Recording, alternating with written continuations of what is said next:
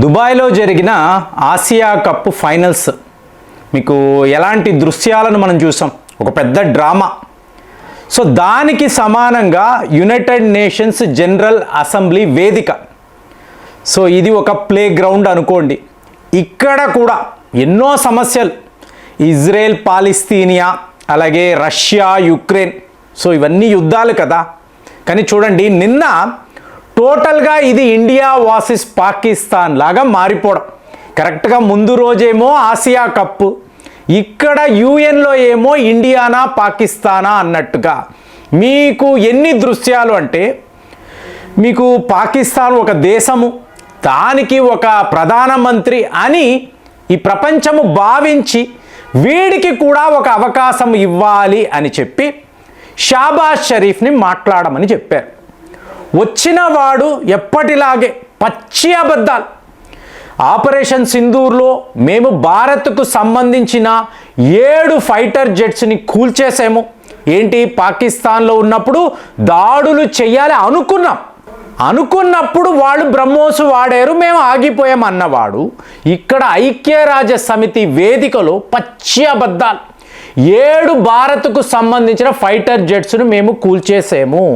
అలాగే ట్రంప్ గారే ఈ యుద్ధాన్ని ఆపేరు. ఎప్పటిలాగే ఆయనకి నోబెల్ బహుమతి ఈ జాల్రా వేయడం, భజన చేయడం. సో ఇదంతా చేసిన తరువాత ఇంత మాట్లాడాడు కదా. జైశంకర్ గారు రావడం ఎప్పుడు ఎవరు ఆయనని ఇలాగా అంటే రౌద్ర రూపం అనాలి, శంకరుడి రౌద్ర రూపం. 2 నిమిషాలలో షాబాజ్ షరీఫ్ యొక్క నేరేటివ్ని, అసలు పాకిస్తాన్ అంటే ఏంటి, వాడికి సపోర్ట్గా నిలబడి ఉండే వెస్ట్ దేశాలు. చూడండి ఫ్రెండ్స్, ఇది ఒక కామన్ గ్రౌండ్ అండి. ఎక్కడ? అమెరికా. సో అలాంటి అమెరికాలో మీరు నిలబడి వీడంతా ఒక మనిషి, వీడికి సపోర్ట్గా ఇంకొక వ్యక్తి, ఈ ట్రంప్ అనబడే వ్యక్తి, వీళ్ళు మేము గొప్ప ఫ్రెండ్స్ అని చెప్పుకోవడము సిగ్గుచేటు. 2 నిమిషాలు. ప్రపంచములో ఎక్కడైనా చూడండి, తీవ్రవాదము అంటే ద ఎపిసెంట్రిక్ ఆఫ్ టెర్రరిజం. ఎక్కడైనా చూడండి, మేజర్ ఈవెంట్స్ అంతా పాకిస్తాన్లోనే జరుగుతాయి.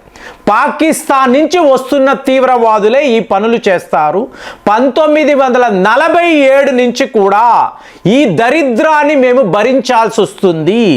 వీళ్ళు ఇవాళ ఐక్యరాజ్య సమితిలో ఓపెన్గా తీవ్రవాదులకు సపోర్టుగా ఆపరేషన్ సింధూర్ అన్నప్పుడు మేము తీవ్రవాదుల మీద దాడులు చేశాం, వాళ్ళకి సపోర్టుగా పాకిస్తాన్ మిలిటరీ వచ్చింది అంటే ఇవాళ ఈ వేదికలో ఇతను ఎంతమంది ప్రాణత్యాగాలు చేశారు, ఈ దేశభక్తులు, ఈ త్యాగాలను మేము గుర్తించాలి. చనిపోయిన వాళ్ళేమో తీవ్రవాదులు.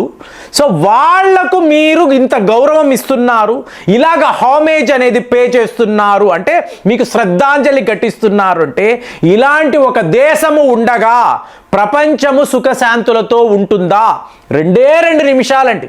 ఇప్పుడు మోదీ గారు వెళ్ళారనుకోండి, జైశంకర్ గారు మోదీ గారి రిప్రజెంటేటివ్గా అక్కడికి వెళ్ళారు.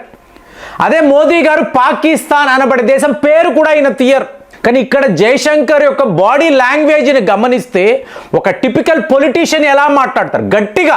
మామూలుగా ఈయన చాలా కామ్గా, కూల్గా, ఈయన పాయింట్ బై పాయింట్ మాట్లాడతారు. కానీ మీకు నిన్న అలా కనిపించలేదు. కోపము, ఆవేశం కనిపిస్తుంది. సో పాకిస్తాన్ని ఉతికి ఆరేశాడు. ఇక్కడతో అయిపోయిందా అంటే చూడండి, ఒక మహిళను మనం ఎంచుకున్నాం. పహల్గాం దాడులు అన్నప్పుడు ఈ ప్రతీకారము మన మహిళలే తీర్చుకోవాలి అని ఆ రోజు మోదీ గారు అన్నారు. సో యునైటెడ్ నేషన్స్ జనరల్ అసెంబ్లీలో ఒక మహిళ, మీకు పెటెల్ గలోట్ అంటారు. సో మీకు పెటెల్ గలోట్ చక్కగా ఒక సింధూరాన్ని చూడండి. సో అక్కడ కూడా ఒక సింబాలిజం, మోదీ అంటేనే సింబాలిజం అంటాం కదా.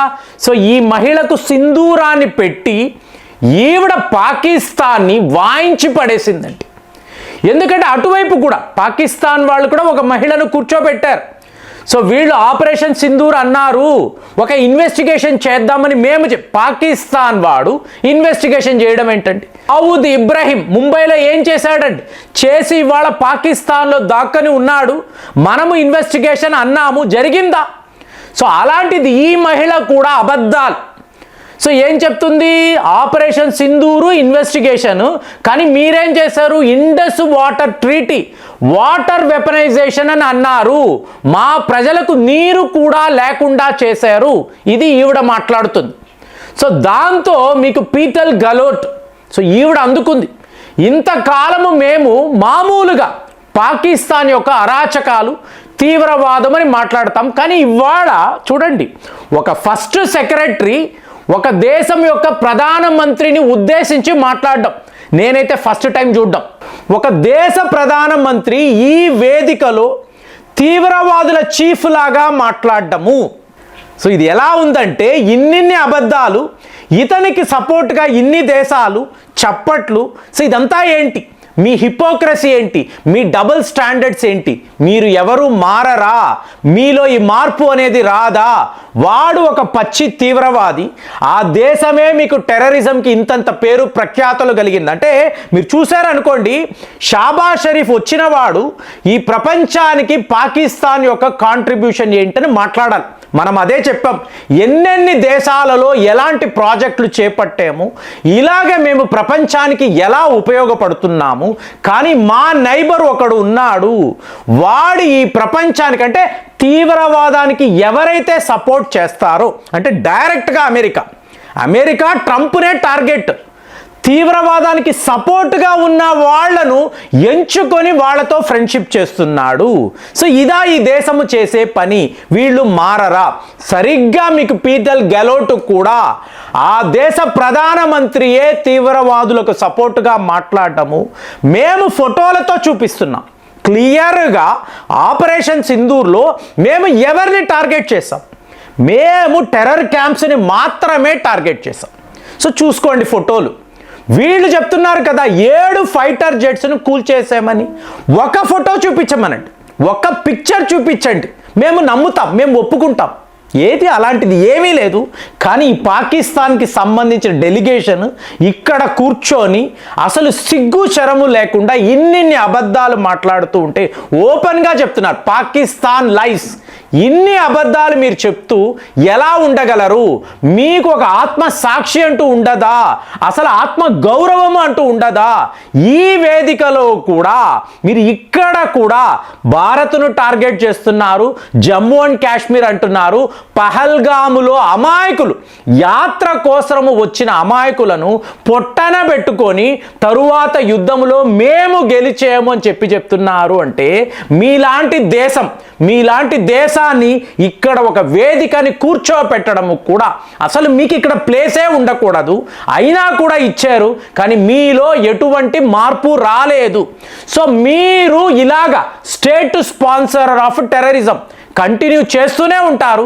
కానీ మా దేశము మమ్మల్ని మేము డిఫెండ్ చేసుకోవాలి అన్నప్పుడు ఇంకొక ఆపరేషన్ సింధూర్కి కూడా మేము సిద్ధముగా ఉన్నాము. మా యొక్క రక్షణ అనేది, మా భద్రత అనేది మా టాప్ ప్రయారిటీ. మేము ఎవరి కోసము కూడా, అంటే ఈ ఆపరేషన్ సింధూర్లో థర్డ్ పార్టీ మీడియేషన్ అనేది జరగనే లేదు.